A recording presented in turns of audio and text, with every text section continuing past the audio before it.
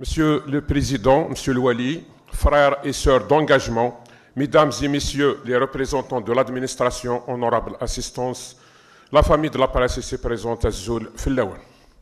Comme d'habitude, دابا ولي وسوا وحداد باول اللي نسيت من قلاث لكن دا سيقار الحق ذا والكان ذا رفيفن تمارا أشحال إثي فغان ورثو في نارا البطل ذا قديم يستبنى الدنيث غرون مد يقيم الخوف يشتيث يسيق تيمغور وين يفغان ثمغار ميكزمر راكون يضور أو نديفان يزور نكوني يثمات ند نسار غير ذاك نزور يوون نساد يوكن pour travailler dans la complicité نكوني ذا لن l'administration عندك نولاشيت نتصور يمكن نتصور دي سيتوياسيون on représente la population de la wilaya Tizi Ouzou et وكنا نفرو يغفلان نسن وزميرنا لا ذفرون مولاش la complicité de l'administration.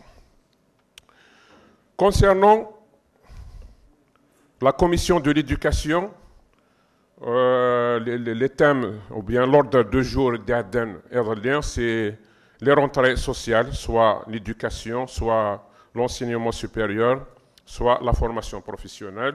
Je prends la parole non pour apaiser, mais pour réveiller. Laissez-moi aujourd'hui vous parler non pas seulement d'école, de classe, de murs ou de tableaux, mais d'un engagement sacré, d'une mission civilisationnelle. L'éducation et l'enseignement sous toutes ses formes, ce n'est pas un simple transfert de savoir.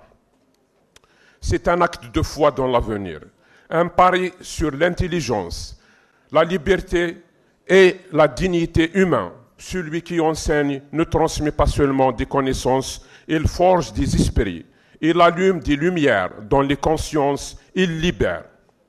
Victor Hugo disait: chaque enfant qu'on enseigne est un homme qu'on gagne. À Tizi Ouzou, comme partout ailleurs, chaque classe bien tenue est un rempart contre l'obscurantisme, contre la pauvreté, contre l'ignorance. Mais que voyons-nous aujourd'hui? Des enseignants fatigués, mais debout, des élèves motivés, mais parfois entassés, des écoles courageuses, mais abandonnées. Il y a une rupture entre les principes que nous clamons et la réalité que nous acceptons. Et cette rupture est politique. Il ne suffit pas de célébrer les bons résultats du BEM ou du bac. Il faut s'interroger, quelles conditions avons-nous offertes pour y parvenir? Une cantine qui fonctionne, un laboratoire équipé, une bibliothèque vivante, un transport scolaire digne, ou juste l'endurance silencieuse de nos enseignants et la ténacité de nos élèves. L'éducation n'est pas une dépense, c'est une semence de liberté, un investissement pour la paix sociale, le développement et la souveraineté. Nous ne pouvons pas parler de république sans parler d'une école. Nous ne pouvons pas parler de citoyenneté sans parler d'un enseignant et d'un surveillant respecté. Nous ne pouvons pas rêver d'un avenir si nous négligeons ceux qui l'enseignent. Nous devons, en tant qu'élus, en tant que société, refuser l'ordinaire dans le secteur éducatif. Car l'ordinaire, c'est l'abandon progressif. Nous devons faire de l'école une cause nationale, locale et collective. Oui, la tâche est immense, mais chaque brique posée pour une nouvelle école, chaque décision prise pour améliorer le quotidien d'un enseignant, chaque réforme pensée pour l'égalité des chances, c'est une victoire sur l'injustice, sur la médiocrité, sur l'oubli. Le rêve d'une école qui n'attend pas les classements pour exister, le rêve d'un pays qui met ses meilleurs cerveaux dans les salles de cours, car c'est là, dans ces salles parfois humbles, que se joue le destin des nations. Car l'école, notre école est fatiguée d'attendre des promesses, fatiguée d'être applaudie en juin et oubliée dès septembre, ou juste après les cérémonies officielles, ou bien les cérémonies des rentrées officielles. Fatiguée d'être le dernier wagon d'un train politique qui ne le regarde plus. L'éducation n'est pas un ministère, c'est une cause. c'est notre boussole quand tout vacille, c'est notre barricade quand la violence menace, c'est notre dignité, notre mémoire et notre avenir. Que vaut une nation qui laisse ses enfants apprendre dans le faroua, dans le bruit, dans l'indifférence? Et que dira-t-on demain quand nos élèves nous accusent de les avoir formés pour un monde qu'il n'existe pas? Nous ne voulons pas d'une éducation décorative, nous voulons une école combative, une école qui éveille, qui bouscule, qui apprend à penser, à désobéir quand il le faut. Il est temps de lever le poing pour nos enseignants insultés, pour nos directeurs oubliés, pour nos élèves qui marchent des kilomètres vers des écoles sans cantine, sans chauffage, sans rêve. Car ce n'est pas un accident, c'est une politique de l'abandon. Et nous, ici à Tizi Ouzou, terre de savoir et de résistance, nous ne serons pas les témoins muets de ce naufrage. Nous demandons des écoles où l'on pense librement, des classes où l'on débat, où l'on crée, des enseignants formés, soutenus, respectés. Nous réclamons un système qui n'écrase pas les talents, mais les libère. Car l'école, ce n'est pas un lieu, c'est une source de lumière, une lumière qu'on transmet de génération en génération, à condition qu'on ne l'éteint pas avec la résignation.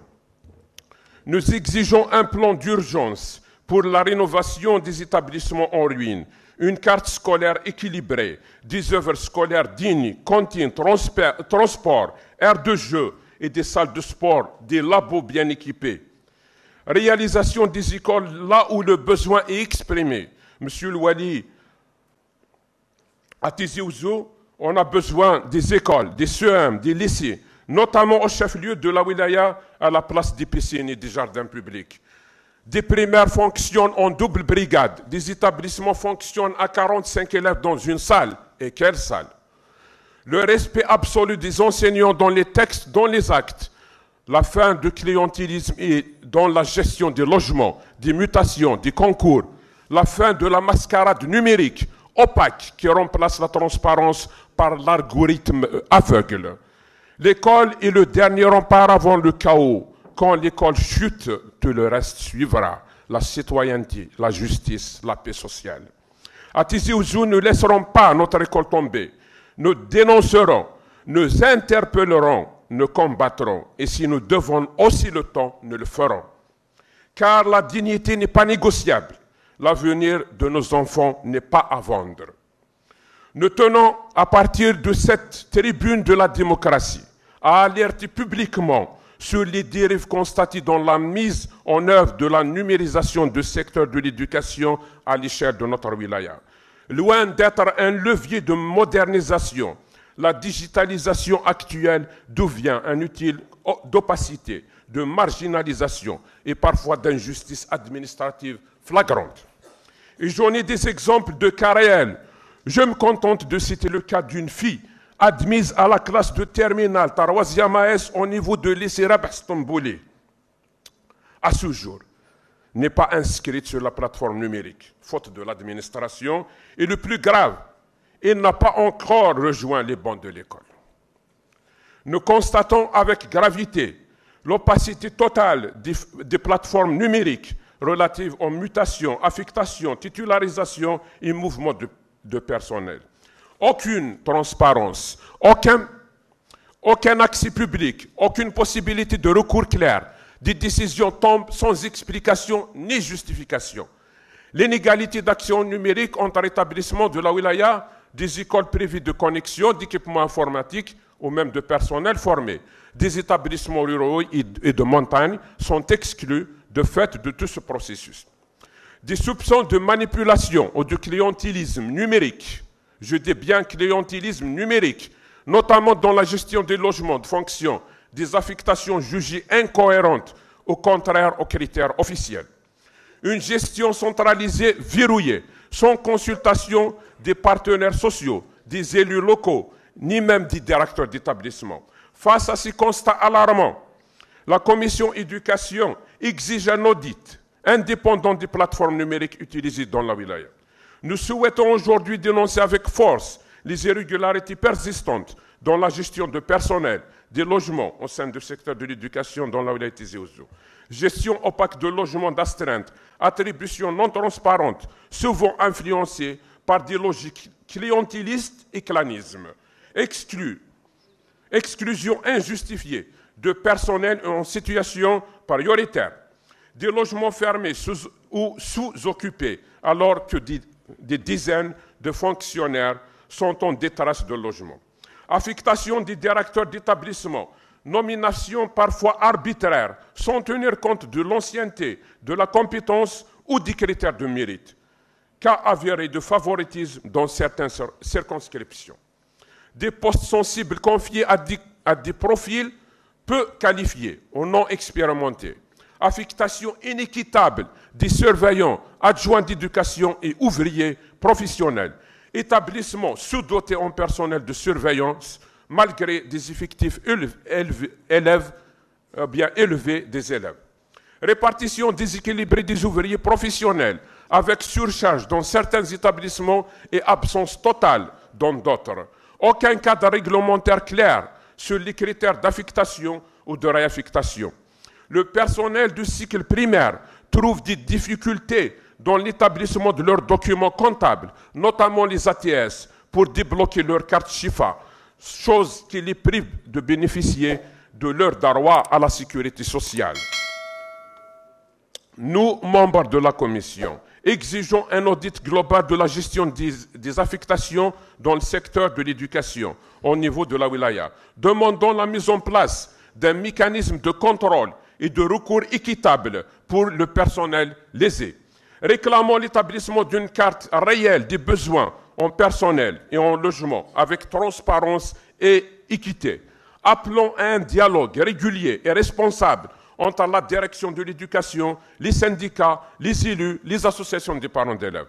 Nous ne pouvons pas prétendre construire une école de qualité sur un fondement d'injustice, d'inégalité et d'arbitraire. L'équité est à la base de la performance. La transparence, sa garantie, et la justice, notre exigence. Je reviens sur l'université Mouloud Mamri. Nous saluons le pas significatif franchi par l'université Mouloud Mamri de Tizi Ouzou sur le plan pédagogique jusqu'à présent.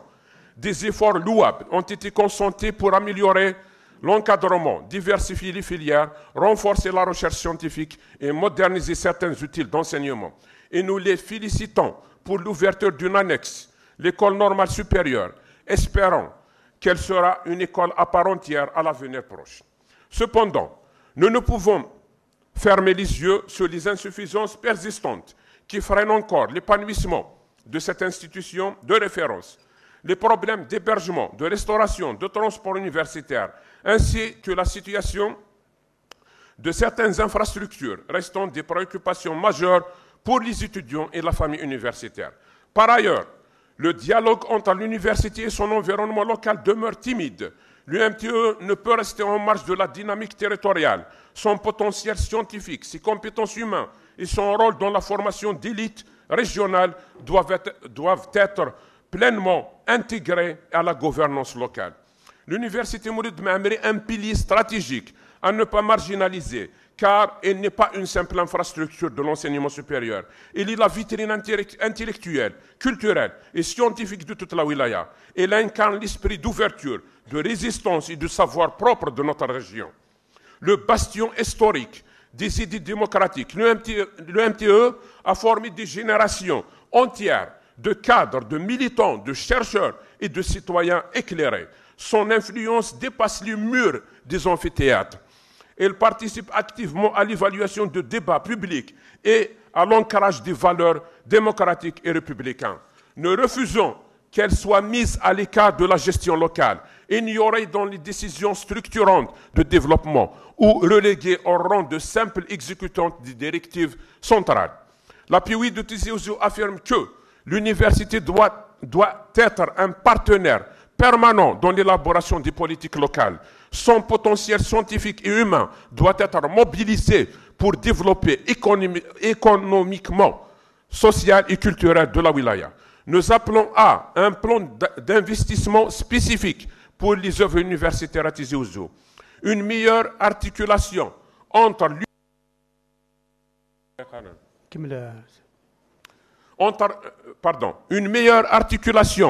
l'université, les collectivités locales et le tissu économique. L'ouverture de nouveaux pôles universitaires pour désengorger les sites saturés. Une université forte, c'est une wilaya forte et le MTE mérite d'être accompagné à la hauteur de son rayonnement. Concernant la formation professionnelle n'est pas un secteur secondaire. C'est une pièce maîtresse dans le dispositif de développement durable et autonome de notre wilaya. À l'heure où le chômage des jeunes interpelle et où le tissu économique local demande des compétences adaptées, il devient impératif d'agir. Nous affirmons que la carte de formation doit être repensée, actualisée et alignée avec les réalités de marché de travail, les besoins des entreprises locales et les perspectives économiques régionales. Il ne s'agit plus seulement de former, mais de former utile, efficacement et avec projection. Dans ce cadre, nous appelons à l'accélération urgente des projets inscrits à l'indicatif du secteur, en particulier ceux en retard, notamment le CFPIA Dra al-Mizan qui est programmé à chaque rentrée, chose qui est exclue dans le cas où les servitudes, routes, assainissement, AEP, gaz n'ont pas pris en charge par les directions respectivement. Rapidement, parce que M.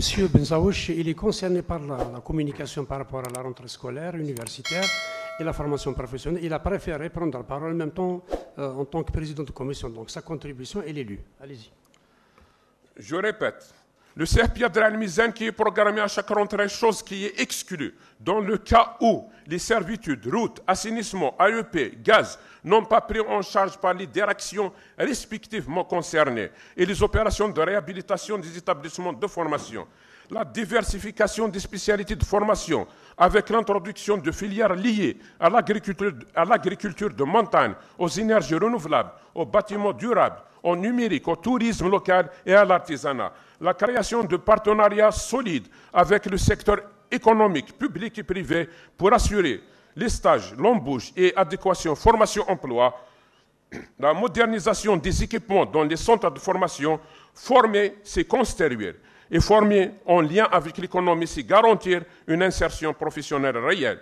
Aujourd'hui, nous parlons non pas d'un secteur technique, mais d'un levier stratégique de transformation sociale et économique. La formation professionnelle n'est plus un choix de second rang. Elle est désormais au cœur de notre vision de développement local. À Tizi Ouzou, terre de savoir-faire et d'innovation, nous avons tout pour faire de la formation professionnelle un modèle national, un tissu artisanal riche, une jeunesse dynamique, une diaspora qualifiée, un secteur économique en mutation et un potentiel de diversification unique. Notre ambition est claire, faire de la formation professionnelle un non-tremplin pour l'emploi. Il ne suffit plus de former, il faut former pour transformer, former pour créer de l'emploi, pour développer des filières porteuses, pour donner à nos jeunes, non pas juste un métier, mais un avenir. Ensemble, faisons de chaque atelier une promesse, de chaque centre une opportunité et de chaque stagiaire un bâtisseur d'avenir.